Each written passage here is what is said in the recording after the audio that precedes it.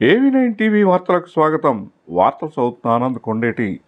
చేతికొచ్చిన పంట నోటికి అందకుండా చేశారు. చిన్నపాటి మనస్పర్ధలు మనసులో పెట్టుకుని చెరువులో గ్యాస్ బిళ్ళలు కలపడంతో ఒక్కసారిగా రొయ్యలు చనిపోయాయి. వైరస్ వల్ల చనిపోయాయని ముందుగా భావించిన బాధితులు గ్యాస్ బిళ్ళలు పెట్టిన కవరు నీటిలో తేలడంతో అనుమానానికి గురిచేసింది.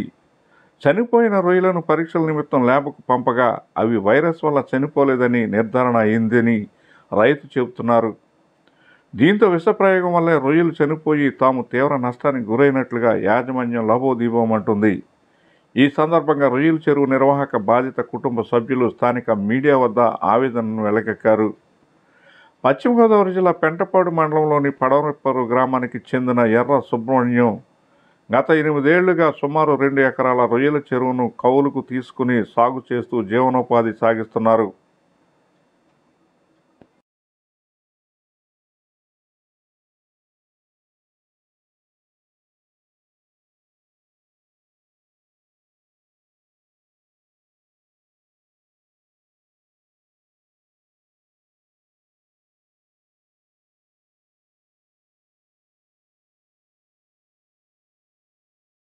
ఈ ఏడాది పంట బాగుందని తమ కష్టాలు తీరుతాయని సాగుదారుడు సుబ్రహ్మణ్యం ఆశించాడు. అయితే వైరస్ సోకిన చెరువు నుండి ఒక ఆసామి ఆ నీటిని బయటకు వదిలివేయడంతో తమ పంటకు వైరస్ సోకే ప్రమాదం ఉందని ఆందోళన చెందారు. ఆ నీటిని వదలవద్దని ఆసామికి తెలియజేశారు. అయితే ఆ తర్వాత రోజు చెరువు వద్దకు వెళ్లి చూస్తే కొన్ని రొయ్యలు చచ్చిపోయి నీటిలో తేలడం వారు గమనించారు. వెంటనే అనుమానం వచ్చి వలతో రొయ్యలను దేవితే రొయ్యలు వలకు రాకపోవడంతో వారు ఆందోళనతో చెరువు చుట్టూ తిరిగి పరిశీలించగా చెరువులో గ్యాస్ బిళ్ళల కాగితం పొట్లాన్ని గుర్తించారు. ఈ విషయాన్ని ఆ ఆసామి మనసులో పెట్టుకుని తమ రొయ్యల చెరువులో గ్యాస్ టాబ్లెట్లు కలిపినట్లుగా వారు అనుమానంతో పెంటపాడు పోలీస్ స్టేషన్లో ఫిర్యాదు చేసినట్లు తెలిపారు. అండి, మా పేరు సత్యనారాయణ అండి. మా నాన్నగారి పేరు ఎర్ర సుబ్రహ్మణ్యం అండి. మేము ఇక్కడ 2 ఎకరాలు చెరువు చేస్తున్నామండి, రొయ్య సాగు చేస్తామండి.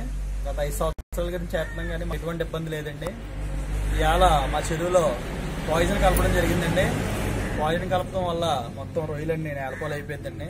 దగ్గరగా 9 నుంచి 10 లక్షల వరకు మేము దాంట్లో పెట్టుబడి పెట్టడం జరిగిందండి. అది కూడా మా సొంత చెరువు ఏం కాదండి, మేము లీజు తీసుకుని చేస్తున్నామండి. ఆ 9 లక్షలు కూడా మా ఇల్లు తాకట్టు పెట్టి మా మమ్మీ మొత్తం గోల్డ్ అంతా పెట్టుకుని మేము చేసామండి. ఇవాళ ఎవరు చేసే రేటునో మాకు తెలియలేదండి. మాకు కొంచెం అనుమానం ఉందండి. అనుమానం ఉన్న వాళ్ళ మీద మేము ఫిర్యాదు చేసామండి పెంటపాడు పోలీస్ స్టేషన్ ఎస్ఐ గారికి. ఇవాళ మాకు న్యాయం జరగాలని కోరుకుంటూ ఆ సీని గారిని మేము ప్రార్థిస్తున్నామండి, బుల్షెట్ సీని గారిని, ఎమ్మెల్యే గారిని. మాకు ఏదో న్యాయం జరగాలండి. అసలు ఎవరు ఏం చేశారు అనేది కూడా బయటకు రావాలండి. ఇవాళ ఈ 2 ఎకరాలు జరిగిందంటే పొద్దున్న 10 ఎకరాలకు కూడా జరుగుతాయండి. అలాంటి ఇవాళ వదిలేస్తే మీరే ఏదో న్యాయం చేసి మమ్మల్ని, మేము రోడ్డు పాలు అయిపోయామండి. మా నాన్నగారు కూడా పరిస్థితి ఏం బాగాలేదండి. మా నాన్నగారు కూడా నిన్న పురుగుమంత తాగడానికి కూడా ప్రయత్నించారండి. వాళ్ళని తీసుకుని జాగ్రత్త పెట్టుకున్నానండి.